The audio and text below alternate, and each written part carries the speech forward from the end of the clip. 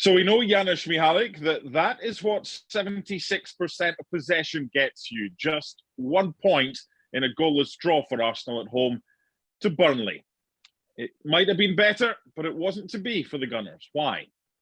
Well, I mean, that's what, the youthfulness doesn't get you sometimes, and that little bit of experience, I suppose, just in front of goal, and perhaps something that is obvious to everybody, lack of a goal scorer, consistent goal scorer, right? Because they've had their chances. They didn't put them away. I think this was one of those games that we say, well, Arsenal usually beat the teams they're supposed to beat, and they came up so close, really, right? I mean, two ways of going at this. We can have a go at Arsenal. We often like to do it. I don't know for what reason. Not you and I, Mark, of course, because we're trying not to be biased, but they were missing that something special, that one player, I suppose, and it's been a while. This is an Arsenal team that I think in the second half turned up the pressure a little bit and should have won.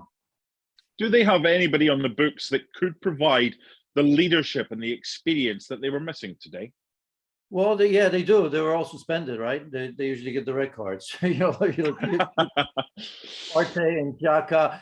Look, I don't know necessarily. I mean, it'd be easy for us to go down that road and say the lack of leadership, because I think in the second half there was enough there that for Arsenal to get all 3 points. I was a little bit surprised with the substitution of Emil Smith-Rowe. I mean, you could easily say he's run his race. He worked extremely hard. He was in the thick of things, right? I mean, that strike that Nick Pope saved through traffic, it was incredible. It was not an easy one because that ball was bouncing for him. Of course, he was the one that just minutes later set up Lacazette for what I thought was a goal for Arsenal.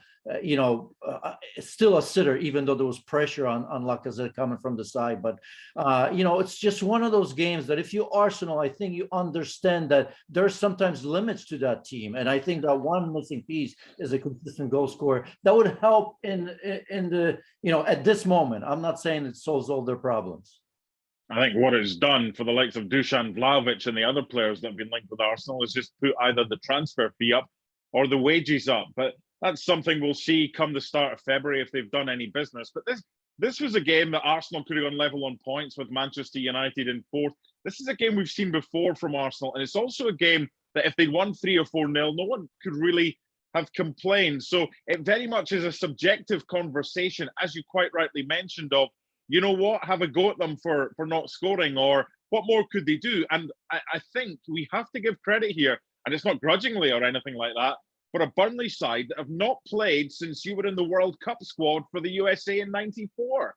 Yeah, or even further back, I suppose. Yeah, I mean, Burnley, you knew exactly what they were going to do, right? I mean, you look at 31 crosses for Arsenal, right? I mean, they gave you the wide positions, not just against Arsenal, but very, very often because they feel they have the strength, of course, centrally. They're a physical, big team, right? And as I mentioned, Arsenal couldn't take advantage. And by the way, in the first half, even though you look at the 31 crosses, when I read it, I was somewhat surprised because I don't think in the first half Arsenal had quality from Tierney, and in particular from Ben White, by the way. Tomiyasu, last moment injury, I suppose. I think he would have done a little bit better in terms of quality or just getting involved, because it's not just about crosses, but when you enter, those deep runs, maybe late runs that kind of unsettle this Burnley side that's so comfortable clogging up the middle and making it difficult. So, give credit to Sean Dyche. I mean, look, they haven't played. They saw Chris Wood, of course, no Ashley Barnes for long periods of time. So they were suffering